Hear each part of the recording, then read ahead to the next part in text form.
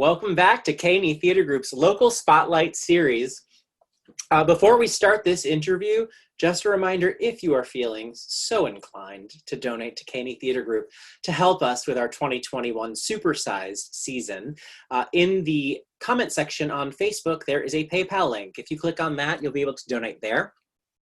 If you are watching on IGTV or our YouTube channel, or you're on Facebook and you're like, I'll donate later, you can always go to our website, ketg.org, and click on Support KETG. There's a donate button there. We're very excited about today's interview. He is someone everyone knows. I'd like to welcome Josiah Durham. Hey, Josiah. Hello. How you doing? Good. Thank you for having me. We are so excited to have you. Oh, I am humbled and honored for you to have me. Welcome to my home. It's beautiful. Welcome to my wall. Very nice. Thank you. We are going to start the interview off like we start all the interviews off, because we want to learn a little bit more about you. Okay. So this is your theatrical timeline, where your journey in the arts began, where you are now, and all the fun little things in the middle. We're going back in time a few years. Back to middle school. I was involved with a creative problem-solving program called Destination Imagination. It's a theatrically based competitive problem-solving program. You're given a problem, you have to solve it in the form of an 8-minute skit. There's sometimes a technical element. You know, it's all student done and student built, and everything is done by us, you know. So that really got the ball rolling, because I, was able to perform. I was able to do some building and tech stuff, and that just started it off very strong. So I continued that through middle school, through high school. Of course, when I joined high school, I was getting more confident. I was getting more into it, more into performing, more out of my shell. So I started doing drama club and one-act plays, and our town had a summer theater in the summer. They did a musical, right? So I'm doing maybe 4 shows a year, and that was okay. That's what else can we do? So I get through high school as anyone else does, and then I'm thinking like, okay, that was fun. Now what? So I'm like, there's got to be a way I can get paid to do this. So I'm like, all right, I'm gonna go to school, get my 2 years. So I went to Holyoke Community College. Same. There you go. Hey, HCC. Yeah. So I graduated in May. That following October, it was my first set design doing freelance for Green Room Productions. It was for a production of Hedwig and the Angry Inch at the Academy of Music in Northampton. And it was a learning experience for me, because I'd never been, at that level, doing, in charge, so to speak, of that. So I just was like, okay. It was great, wonderful show. The people at Green Room are just, the best, so creative, and just such humble and proud at the same time. They're really, really great artists. So from there, it just took off. I was getting people, there's a new guy doing set work. So, okay, let's see what he can do. So the set work really just started going, and I started doing multiple shows, simultaneously, driving here and doing this and then doing that, going to school, working so that I could pay the bills. Yeah. But I wanted to perform still. So, I'm doing performance, and I'm like, okay, well, maybe I can do both. So I did a lot of shows where I was in the show and then also did the set for the show. I realized that probably wasn't the best, but I did it for a while. How I did, I don't know, because the thought of it now is it's a lot to handle. But you know, it, like I said, that went on for a little bit, and then I did Next to Normal with Opera House Players, and I had an amazing experience with them. Accompanied my first time performing with them, and the following year, I saw that Majestic Theater was doing Next to Normal, and I'm like, you know, I'll give it a shot. So I auditioned. I said I had technical experience, and I was cast. I was hired, and kept doing tech, kept doing performance. And so my freelance continued. I was doing more and more work. I had more and more returning clients. I still had a full-time job during the day, my day job, you know, moonlighting as a freelance set designer and doing shows on the off days, I guess. And yeah, so I did that for like 5 years, 6 years. And then it just kind of got to a point where I'm like, this isn't conducive to doing anything else in your schedule. I don't have any time. And so I'm like, I gotta kind of nail down, I gotta focus in. And so I got hooked up with this company recently, Mystic Scenic Studios. They're a higher end scene shop out of Norwood, Mass. And I'm a carpenter with them. So I do some building, I do some road gigs. I went to California and Colorado, you know, and it's just everything just fell and rolled into place, and here I am now. So now it's now, like, what does the new job, like, what are you a carpenter for? so a lot of our work is with television studios. We do a lot of trade shows. Right now I'm working at the Basketball Hall of Fame. We're doing a big install for them. We're doing the entire second floor. Wow. And so it's a different level. It's more commercial. It's a whole, you know, the resources are different. The budget is different. The scale is different. All of it, you know, from start to finish is different. You know, multiple departments. There's 120 people there instead of 10, or like a lot of my freelance, it was myself building. You know, so it's good. It's promoting more teamwork and working with others and leading crews and just, you know, rubbing elbows with people out in California. It's great. You know, it's the next step, I think. But I wouldn't be here with that, doing that, without any of the other experiences. So it's just, I worked with some amazing, the talent in the Valley is unlike anywhere else, I have to say. It's just everyone I've worked with, so many great artists, designers, directors, performers, and they all were just so warm and totally took me on and trusted me and gave me the tools that I needed.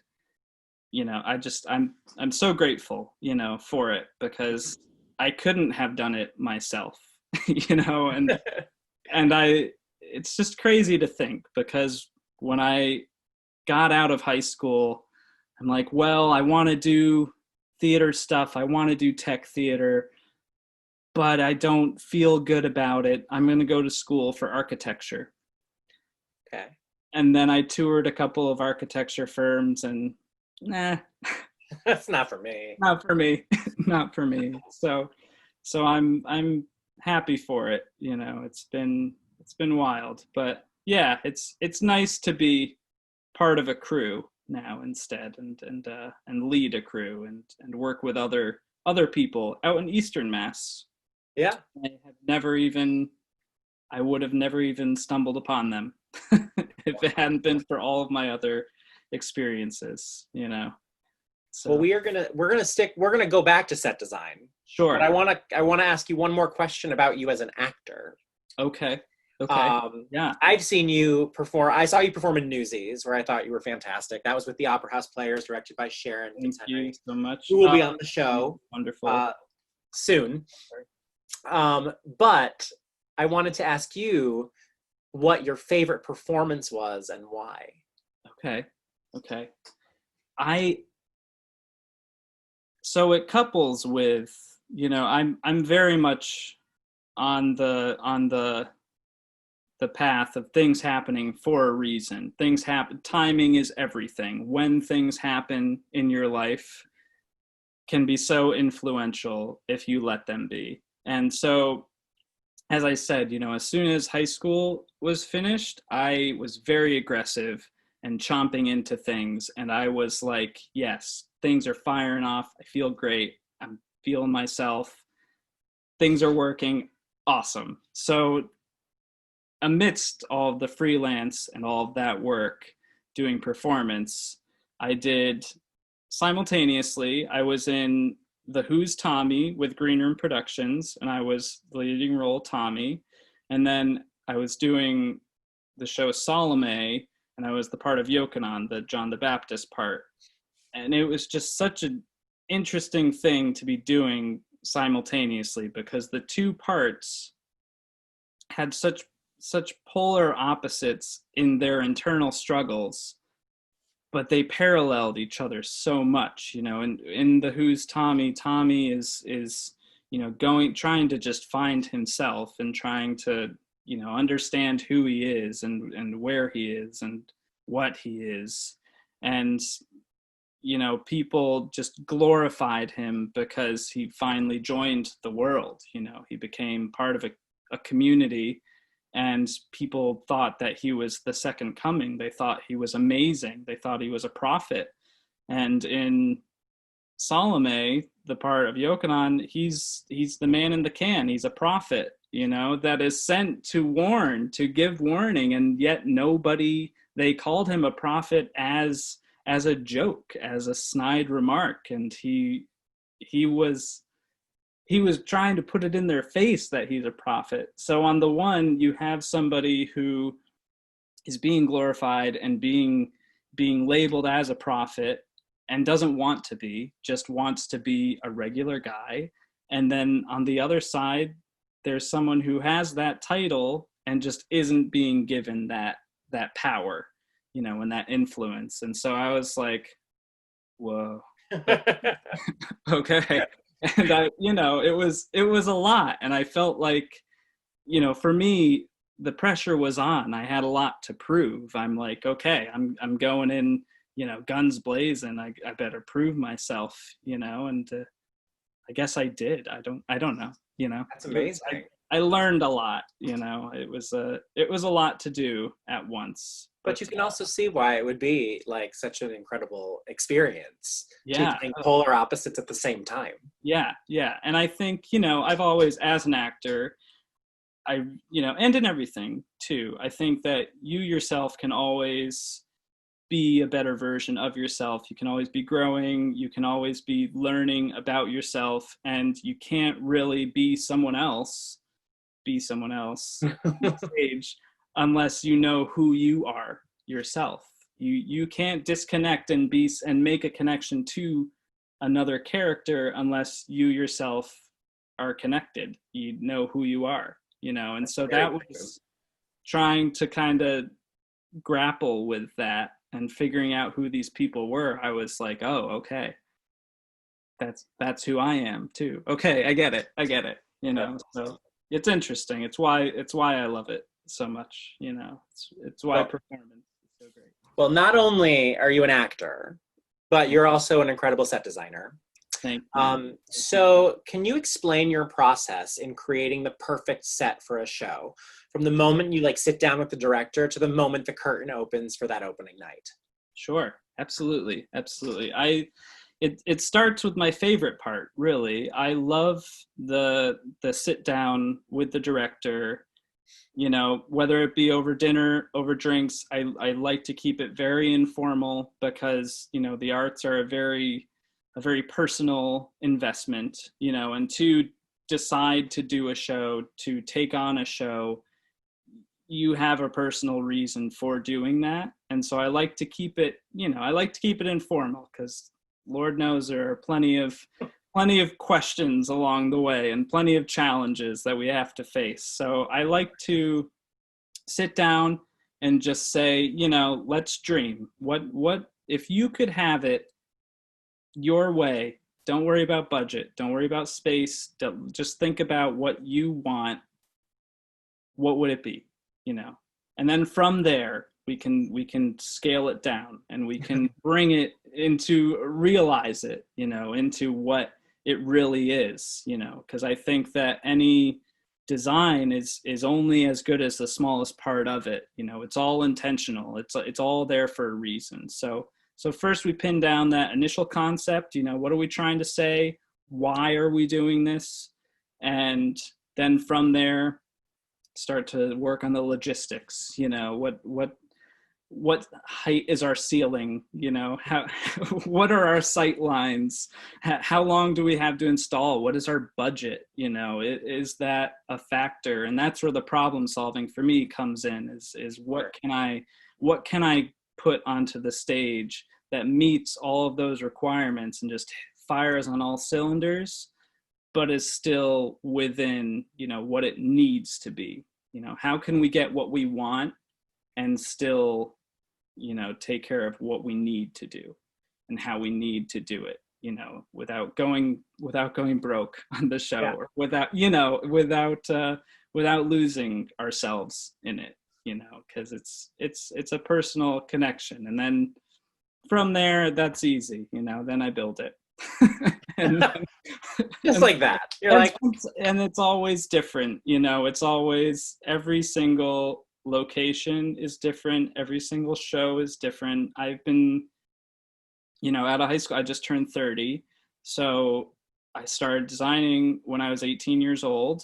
Wow. I've been doing it for 12 years, and I've designed 60 plus shows, and on top of that have probably worked on, built, because I did some overhire stuff too. I did some smaller projects. I did some stage setups for friends' concerts in their backyards. I did some little custom pieces, just for a little pop-up experience. And so all of that together, I've probably done 120 plus projects in 12 years. So, which is crazy, to think about. Do you have to do, now, for instance, like, do you have to do like research, time periods? How do you choose colors, things like that for set pieces? Absolutely. I mean, it depends on, again, what the director's vision is, because I try and be as collaborative as possible, because it's not just my vision. It's, the vision of the director. It's the vision of the lighting designer. It's a collaborative art, and that's the best thing about it. Everything should play off of each other. There shouldn't be one thing that is that is in this show, and then this is, oh, well, that's in another show.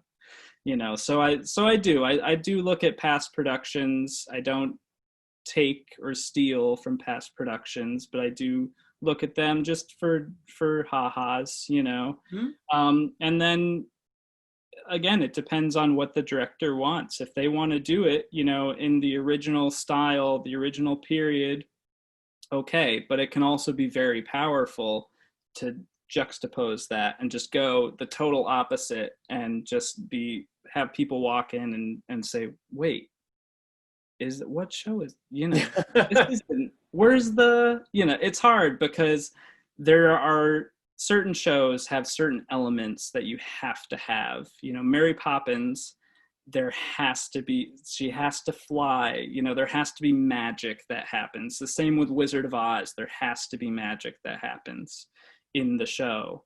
It's a lot of farce shows, you need different entrances, you need to have that energy. The different elements create different energy for the show. To have a totally blank space and a totally sparse area, it creates kind of a cold feeling, but you fill that, with your performance. You fill that with pieces rolling on. You fill that with light color coming in, or banners dropping, whatever it may be. It's all it's all different. It's all individual, and that's the best part. It's fun. And it's fun to think, okay, what are we going to do this time? And are you always touching up things like right before the curtain goes up for that opening night? Yeah. And I mean, I've worked with a lot of people in this area, and I like to think that we've had, good, a good working relationship, but I'm notorious for it. I will work all the way until the end. And even when I see the show, I'm picking stuff out like, oh yeah, that was okay. You can't see that, but I can see that. I don't think that it's ever really fully done. I think you can always do more to it. And so even if, I will have a totally functioning set well before, but I'll keep adding or keep switching things out as long as it doesn't interfere with the work being done by the others on stage. Because again, it's collaborative. I'm not there to put an obstacle in anyone's way, but I do think it's important. And as I said earlier, I believe that the intention is really what makes it real. The reason why is it there. That's the whole thing. Why everything happens for a reason. Every choice you make as an actor, I approach performance and sets the same way. Why is it there? Why am I doing this? Why is it this color? Why is it this texture? And sometimes the answer is because that's the period, that's the kind of furniture they had. Okay. And then from there I can build onto, okay, well, it should be a puffier chair, it should be a more slender chair, but it's all why. It's all, for me, it's all based around why. That's so cool. But I keep going all the way until the end. So now I want to go back to you a little bit before we get to the end of our interview. Okay. Tell us something people don't know about you, a hidden talent, something like that. Sure. I don't know about a hidden talent. Something that, and actually it's why my mom is the one who got me into doing theater. And that's when I did DI in middle school, Destination Imagination. It was because my mom was like, this is right up your alley, you should do this. And it was because we had just gotten back to the States. When I was 7 years old, we lived in the Philippines for 2 years. My father was doing missionary work there. And so he was teaching welding and metal fabrication on a vocational campus. And so I lived there for 2 years and then came back to the States. And so we were very much in our shells. We hadn't had a lot of like social interaction. Before that, we went to a private Christian school. And then, so when we got back and moved to Munson, where I am now, it was our first time being in a public school. It was our first time being with people who, were on the up and up of the coolest music and this and that. And so my mom, she said, try this, do this, it's up your alley. And I did. And I'm so glad. The rest is history. Because it happened, Right. But it's like changed like the whole trajectory of your life. Yeah. So, everything happens for a reason, and I cherish that, having that to go back to. I was 7 years old, I didn't know. I don't know the difference, at the time I didn't. I'm like, it's hot here.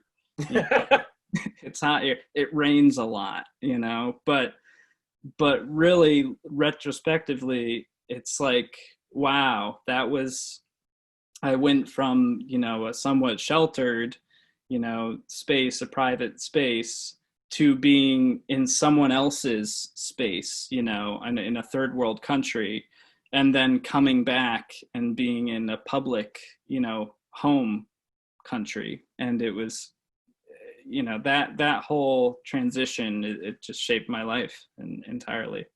That's amazing. Yeah. It's I did not know that about you. I was along for the ride, but it's You were like, oh, we're in the Philippines. Now we're in yeah, Munson. yeah, yeah. It's wild. It's wild. So now Sure. I enjoy this question for my fellow actors. Okay. Because we all dream of the roles that we want to play.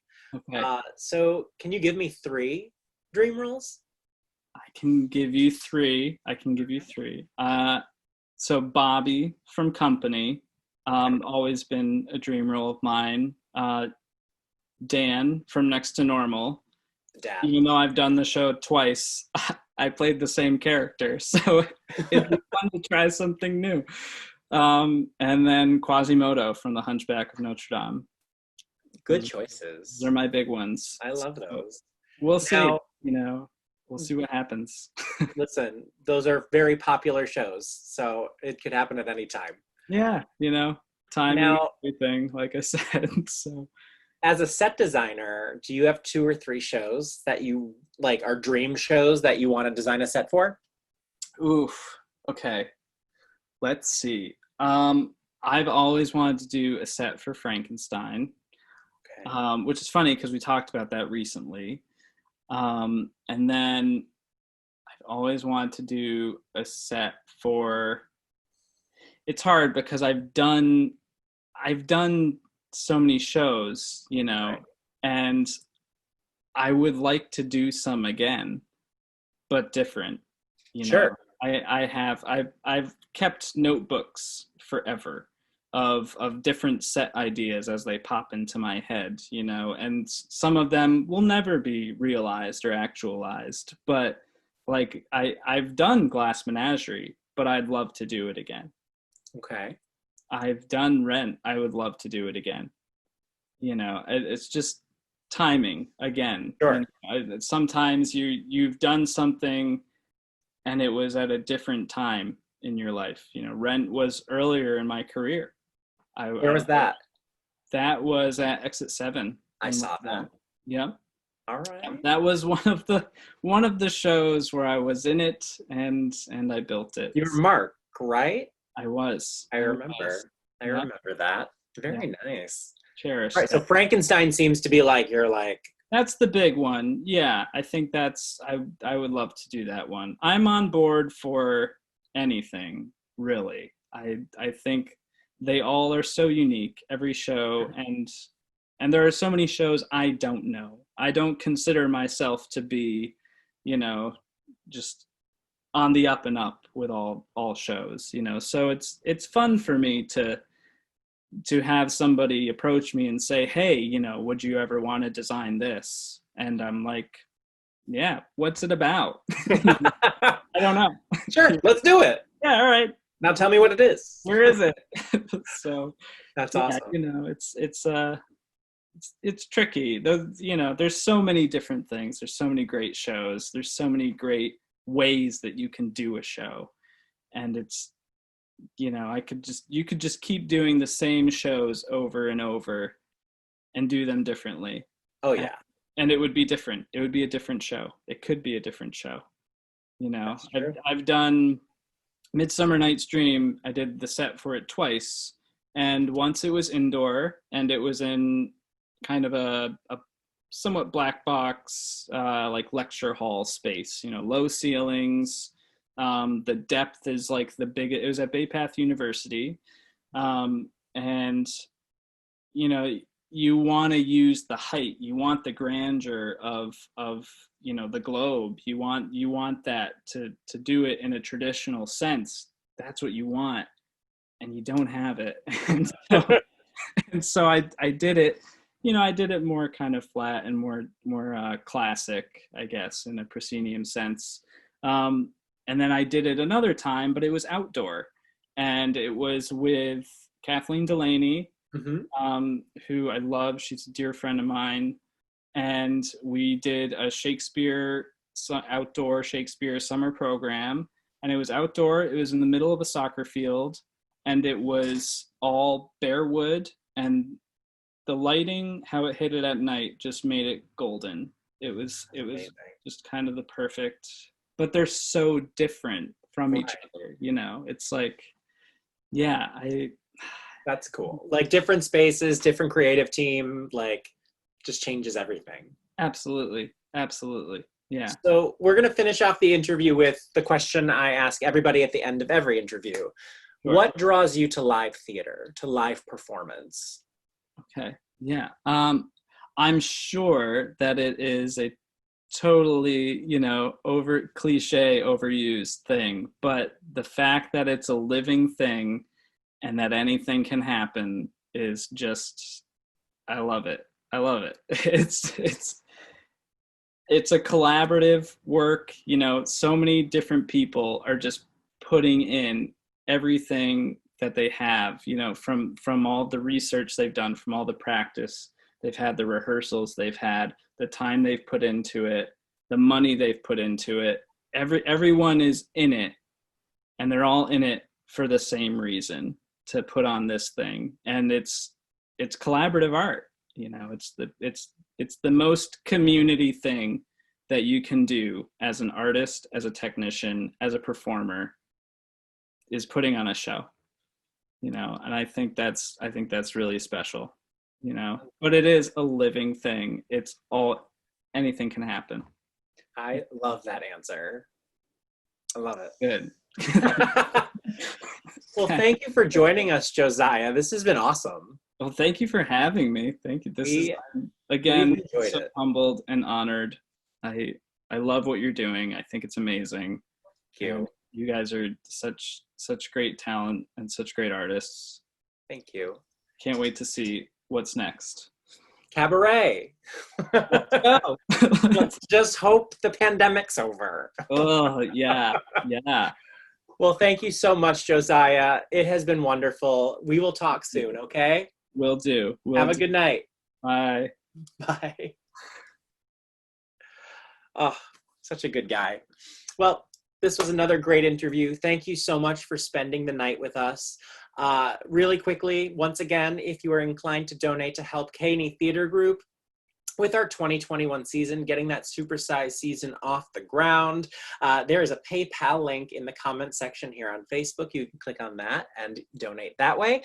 If you're not on Facebook, you're on IGTV or our YouTube channel, or you're on Facebook and you want to donate later, you can go to ketg.org and click on Support KETG. That'll take you to a donate button there. Thank you so much once again for joining us for the Local Spotlight series.